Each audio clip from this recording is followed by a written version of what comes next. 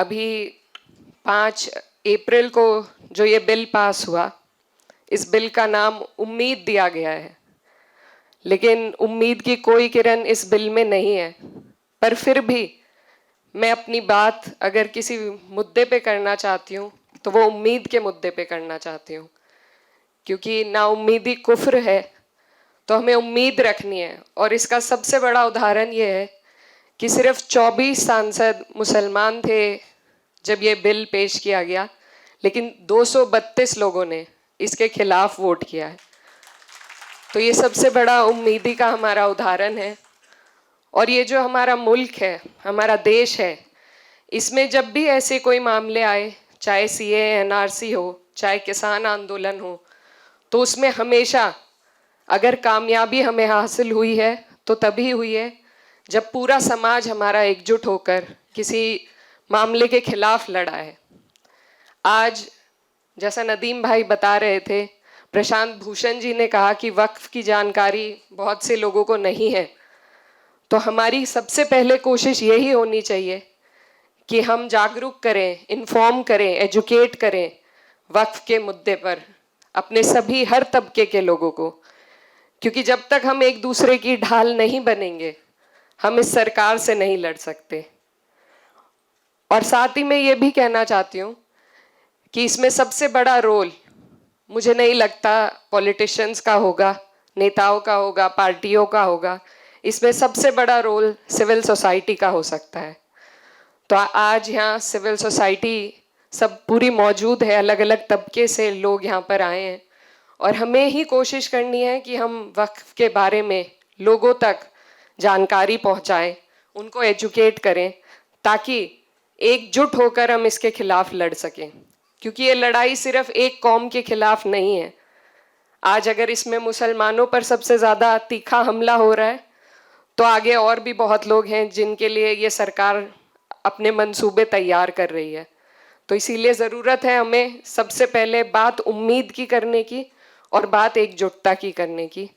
तो मेरी आप सब से यही गुजारिश है कि हम लोग संसद में खड़े होकर, हम सब ने, यहाँ सभी लोग जो बैठे हैं, सभी ने वक्फ के खिलाफ अपनी बात रखी। हम कामयाब नहीं हो सके क्योंकि हमारे पास नंबर्स नहीं थे, लेकिन ये लड़ाई अभी भी चल रही है, कोर्ट में चल रही है, और मुझे उम्मीद है कि हमारा कोर्ट इंसाफ करेगा। अभी फैसला रिजर्व रखा गया है। अब अगर बात करें कि हमें इस दौरान क्या करना है, तो इस मुद्दे पर हमारी कई बार बात भी हुई है, और इसमें कोशिश यही है कि जहाँ एक तरफ उम्मीद है वहाँ दूसरी तरफ तैयारी होनी चाहिए। क्योंकि ये जो सरकार का मंसूबा है, ये पूरे देश में एक एडमिनिस्ट्रेटिव केओस पैदा करने का है। जो छोटे छोटे ज़िले हैं, कस्बे हैं, सबसे पहले वहीं पर उन लोगों पर सबसे पहले ये परेशानी का पहाड़ टूटेगा जो शायद इसके कानून सही तरीके से नहीं जानते, नहीं समझते।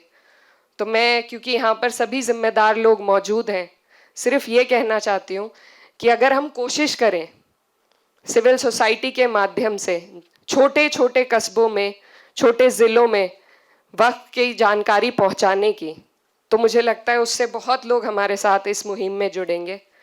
और दूसरी बात, क्योंकि यहाँ पर सभी लोग बहुत कुछ करना चाहते हैं लेकिन रास्ता समझ में नहीं आता है, तो मेरी जो छोटी सोच है उससे मुझे ये लगता है कि अगर हम लीगल कैंप्स, लीगल एड अभी से हम ऐसे लोगों की तैयारी करें जो हर ज़िले में, हर कस्बे में, जहाँ भी इस तरह के मुद्दे उठते हैं, जैसा संभल में उठ चुका है, उसके अलावा भी, क्योंकि कोर्ट सिर्फ सारे मामले सुप्रीम कोर्ट में लाए जाएं ये भी मुमकिन नहीं हो पाता।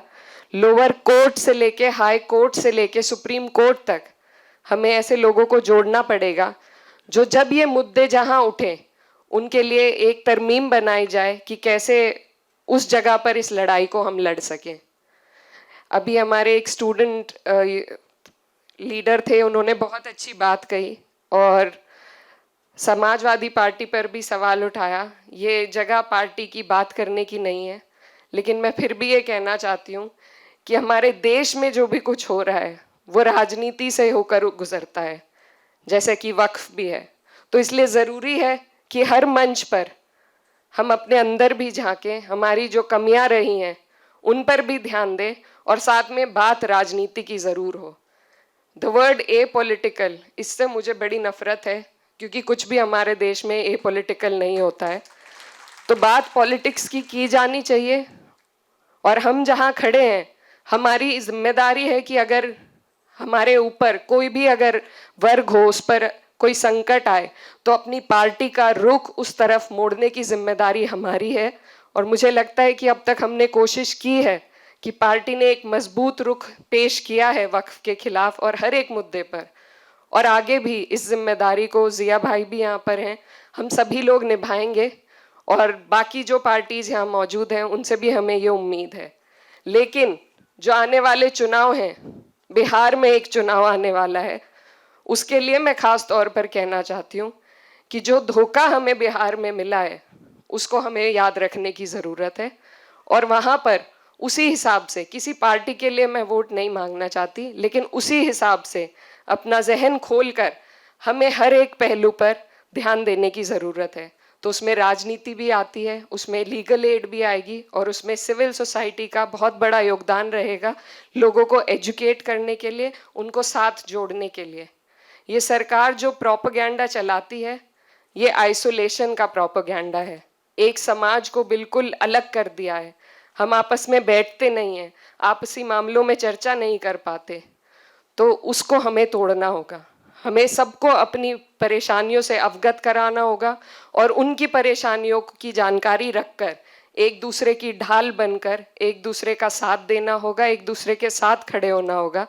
तभी मुझे लगता है कि इस तरह की कोई भी जंग हम जीत पाएंगे।